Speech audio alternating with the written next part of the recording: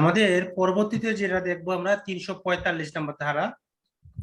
এই 345 নম্বর ধারাটা হচ্ছে কম্পাউন্ডিং অফেন্স, আপোষযোগ্য অফেন্স কোনগুলো, এই বিষয়ে কিছু আলোচনা করা আছে। দেখেন যে আপোষযোগ্য অফেন্স সংক্রান্ত যে ধারা একটা, সেটা 345। এখানে যদি আপোষ করা হয়,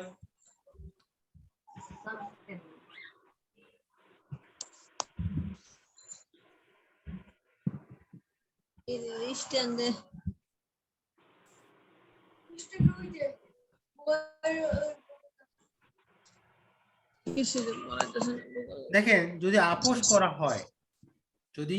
করা হয়, সেক্ষেত্রে বিধান আছে দুইটি, একটি সাবসেকশন 1 আর একটা সাবসেকশন 2।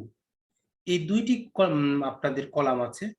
এখানে যে বিষয়টা আলোচনা করা আছে, একটার ক্ষেত্রে পারমিশন লাগবে আর একটার ক্ষেত্রে পারমিশন লাগবে না। তো আপনারা এখানে একটু জিনিস লক্ষ্য করেন, 2 নাম্বারটার ক্ষেত্রে পারমিশন লাগবে, 1 নাম্বারের ক্ষেত্রে পারমিশন লাগবে না। অর্থাৎ আপনার অপরাধ সংক্রান্ত কেউ যদি আপনার সাথে আপোষ করতে আসে, তাহলে 2 নাম্বার যে অপরাধগুলো আছে, এই অপরাধগুলো আপোষ করতে গেলে কোর্ট থেকে পারমিশন নিতে হবে। আর প্রথম যে টেবিলটা আছে, এগুলোর কোর্টের কাছ থেকে পারমিশন নেওয়ার কোনো প্রয়োজন নেই, পারমিশন না নিলেও এগুলো আপোষ হবে। আর এখন যদি আপোষ হয়, আপোষের পরে কি হবে? আপোষ যদি হয়ে যায় তাহলে আসামি খালাস পাবে, ইকুইটাল পাবে, আসামি খালাস পাবে, এই একটা বিষয় আলোচনা করা আছে। তো আমরা এই শব্দটা এখানে মনে রাখবো যে আপোষ হলে আসামি খালাস পায়। আর দুটো টেবিল আছে, প্রথম টেবিলের অনুমোদন লাগে না, আর দ্বিতীয় টেবিলটার ক্ষেত্রে অনুমোদন লাগে। এটুকু আমরা মনে রাখবো 145-এ, সরি 345-এ। এরপর আমরা চলে যাব হচ্ছে 352। 352-তে একটা বিষয় আলোচনা করা আছে, ওপেন কোর্টের কথা বলা আছে, যে ওপেন কোর্ট 352-এর কথা বলা আছে, ওপেন কোর্ট অর্থাৎ সবকিছু বিচার প্রক্রিয়াটা হবে উন্মুক্ত আদালতে। আপনার যে বিচার প্রক্রিয়াগুলো আছে, সেই বিচার প্রক্রিয়াটা হবে কোথায়? উন্মুক্ত আদালতে। এই কথাটা আলোচনা করা আছে। জাস্ট এখানেই আপনারা জাস্ট শুধু মনে রাখবেন যে ওপেন কোর্টের কথা কোথায় বলা আছে, 352 নম্বর। এরপরে 364 নম্বর ধারাতে চলে যাই। 364-তে বলা আছে যে 164 অনুযায়ী যে কারো যে কনফেশন নেওয়া হয়, এই কনফেশনটা কিভাবে রেকর্ড করা হবে তার পদ্ধতিগুলো আলোচনা করা আছে। এই পদ্ধতিটা সম্পূর্ণ দেওয়া আছে 364-তে। এখানে অনেক কিছু বিষয় আছে, ল্যাঙ্গুয়েজের বিষয় আছে। তো আমরা জাস্ট শুধু মনে রাখবো যে কোথায় এটার কথাটা বলা আছে, 364-তে রেকর্ড করার বিধানটার কথা বলা আছে। এটা আপনার কোর্টের ল্যাঙ্গুয়েজে হতে পারে, এখানে লেখা আছে যে কোর্ট ল্যাঙ্গুয়েজে করতে হবে, অথবা আরেকজনের ল্যাঙ্গুয়েজে করা যাবে, সেটা হচ্ছে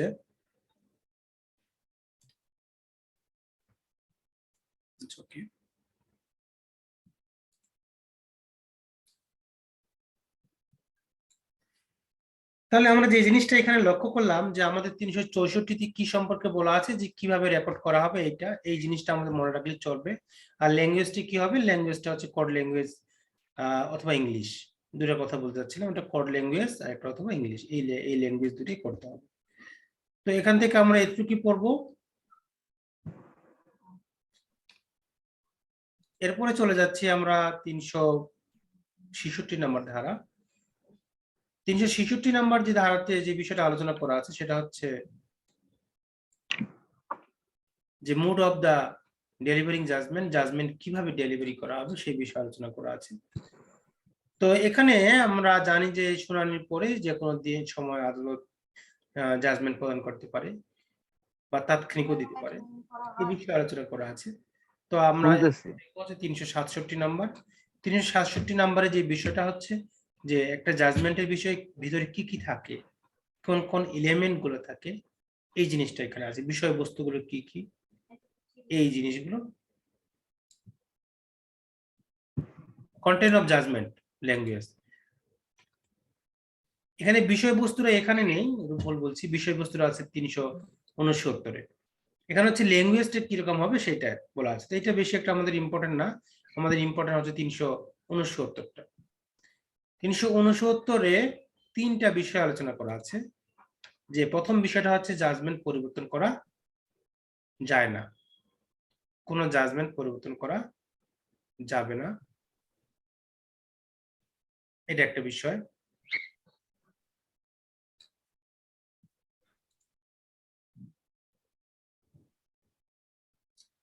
আচ্ছা ওকে, আমাদের একটু উল্টাপাল্টা হয়ে গেছে। দেখেন 366তে যেটা বলছিলাম যে ডেলিভারি অফ জাজমেন্ট মুডটা বলা আছে, আর 367তে বলা আছে ল্যাঙ্গুয়েজের কথা জাজমেন্টের, আর জাজমেন্টের যে এলিমেন্ট কয়টা সেটা 367তে আছে। আর একটা আছে জাজমেন্ট ইন অল্টারনেটিভ, বিকল্প রায়, এই বিকল্প রায়ের কথা বলা আছে।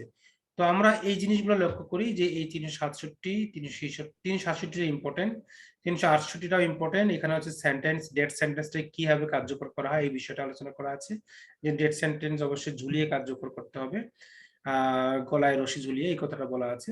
আর 369-এ বলা আছে যেটা হচ্ছে জাজমেন্ট পরিবর্তন করা যায় না, তো বেসিক কিছু পরিবর্তন করা যায়, ক্লারিক্যাল মিস্টেক গুলো, এটা একটা। আর 372 নাম্বার দরকার নেই, 371টা দেখেন।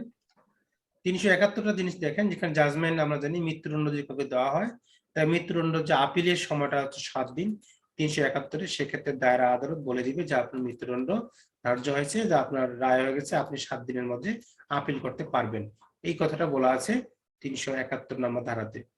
371-এ বলা আছে 7 দিনের মধ্যে আপনি যে আপিল করতে পারবেন, এখানে লেখা আছে উইদিন 7 ডেজ। আচ্ছা, এটা তামাদি আইনের যেমন বিষয়টা বলা আছে 150 নম্বর অনুচ্ছেদে, ঠিক একই কথা এখানে বলা আছে। এরপরে যে জিনিসটা দেখেন আপনারা, যে আপনার যখন আপনার দায়রা আদালত কোনো কিছু রায় প্রদান করবে, এই রায়ের কপিটা আপনার ডিস্ট্রিক্ট ম্যাজিস্ট্রেট বরাবর পাঠাবে, আরেকটা কপি ডিস্ট্রিক্ট ম্যাজিস্ট্রেট বরাবর, এবং আরেকটা কপি পাঠাবে হচ্ছে আপনার সিজিএম অথবা সিএমএম কোর্টের কাছে পাঠাবে। এটা 373-এর কথা। এরপরে আমরা যে জিনিসটা দেখবো, যে জিনিসটা খুবই ইম্পর্টেন্ট, সেটা হচ্ছে আপনার 374 নম্বর ধারা। যদি দায়রা আদালত কখনো কোনো ব্যক্তির মৃত্যুদণ্ড প্রদান করে, এটার জন্য আপনার হাইকোর্ট থেকে পারমিশন নিতে হয়, যেটা কনফার্মেশন বলা হয়। হাইকোর্ট যদি এটাকে কনফার্ম করে, তাহলে সেক্ষেত্রে আপনার এই ডেথ সেন্টেন্সটা কার্যকর হবে, অন্যথায় কার্যকর হবে না, এই সম্পর্কে বলা আছে। এবং এটার পাওয়ার সম্পর্কে, এটা কার্যকর করার জন্য, কনফার্ম করার জন্য, অথবা এই যে হাইকোর্ট ডিভিশনকে যে কনফার্ম করার কথা বলা হয়েছে, উনি কতটুকু ক্ষমতা ইউজ করতে পারবে, এই ক্ষমতাটা 376-এ আলোচনা করা আছে। এরপরে যে বিষয়টা লক্ষ্য করেন, যে আপনার এগুলো আপাতত না পড়লেও চলবে, 382-তে চলে যাচ্ছে আমরা। 382-তে যে বিষয়টা আলোচনা করা আছে, যদি কোনো গর্ভবতী মহিলা যদি ক্যাপিটাল সেন্টেন্স দেওয়া হয়, অর্থাৎ মৃত্যুদণ্ড দেওয়া হয়, তাহলে তখন কি হবে? তখন ওর মৃত্যুদণ্ডকে স্থগিত করে যাবজ্জীবন দেওয়া হবে, মৃত্যুদণ্ড স্থগিত করা হবে, অথবা যাবজ্জীবন দেওয়া হবে। এই কথাটা হচ্ছে 382 নম্বর তার মেইন কথা। তো 382 আমরা এখান থেকেই শেষ করব। এরপরে আমরা এখানে অনেকগুলো ধারা আছে, সব ধারা পড়বো না, চলে যাবো হচ্ছে 399 ধারা। 399 ধারাতে বলা আছে যে যারা 15 বছরের নিচে, তাদেরকে আমরা বলছি কিশোর। এই কিশোর অপরাধ যারা করবে, এদেরকে এক সাধারণ মানে কয়েদির সাথে রাখা যাবে না, এজন্য এদের সংশোধনাগারে রাখতে হবে, এই কথাটা বলা আছে 399। এদেরকে সংশোধনাগারে রাখতে হবে, এটা আপনি 399। আর 400 নম্বর ধারা যেটা বলা আছে রিটার্ন অফ ওয়ারেন্ট। এই ওয়ারেন্ট মানে হচ্ছে যখন কোনো আদালত কাউকে কোনো দণ্ড দেয়, এই দণ্ডের কপিটা, কতদিন দণ্ড পাবে সেই সংক্রান্ত একটি কপি দেওয়া হয় সংশ্লিষ্ট জেলারকে। যখন জেলটা পরিপূর্ণ হয়ে যাবে বা অপরাধটা আপনার এক্সিকিউশন, শাস্তির এক্সিকিউশন হয়ে যাবে, তখন সেই জেলার আবার কি করবে, সংশ্লিষ্ট আদালতে ওই কপিটা আবার ফেরত পাঠায়। তো এটাই হচ্ছে রিটার্ন অফ ওয়ারেন্ট। দেখেন লাইনটা পড়লে বুঝতে পারবেন, return of warrant on execution of sentence. Sentence যখন এক্সিকিউশন হয়ে যায়, শাস্তি যখন এক্সিকিউশন হয়ে যায়, তখন এই ওয়ারেন্ট কপিটাকে ফেরত পাঠানো হয়, এই একটা বিষয়। এরপরে যে জিনিসটা হচ্ছে আপনার 401 নম্বর ধারায় দুইটা বিষয় আলোচনা করা আছে, একটা হচ্ছে সাসপেন্ড, আর একটা হচ্ছে রিমিট। রিমিট মানে এখানে মওকুফের কথা বলা হচ্ছে, যে এখানে যে আপনার সরকারের কথা বলা, সরকার আসামির পারমিশন ছাড়াই, পারমিশন না মানে আবেদন ছাড়াই, কোড 5455, হ্যাঁ প্যারাগ্রাফ 54-55 ঠিক আছে, সরকার কি করবে, সে স্বেচ্ছায় আর কি, সরকার স্বেচ্ছায় কোনো আবেদন ছাড়াই আসামির শাস্তি স্থগিত করে দিতে পারে এবং মওকুফ করে দিতে পারে। আরেকটা 402 বলা আছে তিনি শাস্তিটা কমিয়ে দিতে পারে। প্রেসিডেন্ট না, রাষ্ট্রপতি না, এটা 402 এর এ 402 সরকার, 402 সরকার, 402 এর এ যেটা সেটা হচ্ছে প্রেসিডেন্ট, 402 এর এটা হচ্ছে প্রেসিডেন্ট, সেটা 4 ধরনের ক্ষমতা ইউজ করতে পারে। আর এখানে সবচেয়ে ইম্পর্টেন্ট ধারা হচ্ছে 403। 403 ধারা খুবই ইম্পর্টেন্ট। এই ধারাটা হচ্ছে আপনার আমরা জানি যে এই ধারাটার নাম বিভিন্ন আইনে বিভিন্ন ধরনের আছে। তো এই আইনে বলা আছে আপনার ডবল জিওপার্ডি, এটাকে দোবরা শাস্তি বলি, অন সিপিসি তে রেড জুডিকাটা বলা হয়। 403 একবার যদি একই অপরাধের একই পক্ষদ্বয়ের মধ্যে বিচার যে সমাপ্ত হয়ে যায়, একই বিচার্য বিষয়, পরবর্তীতে সেই বিষয়ে আর কোনো নতুন মামলা করা যাবে না। এটাই 403 এর মেইন কথা।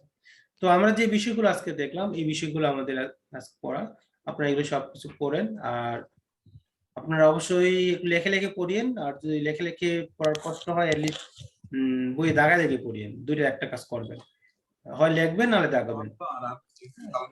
তো এই হলো আমাদের আজকে পড়া। এখান থেকে আমরা আগামীকাল 400 থেকে শুরু করব, 404 থেকে শুরু করে 404 থেকে শুরু করে আমরা শেষ করার চিন্তা ভাবনা করব। তো ওকে, আজকে এখানেই সমাপ্ত করি। আল্লাহ হাফেজ। হ্যালো ভাইয়া, এই রেকর্ডিংটা একটু দিয়েন।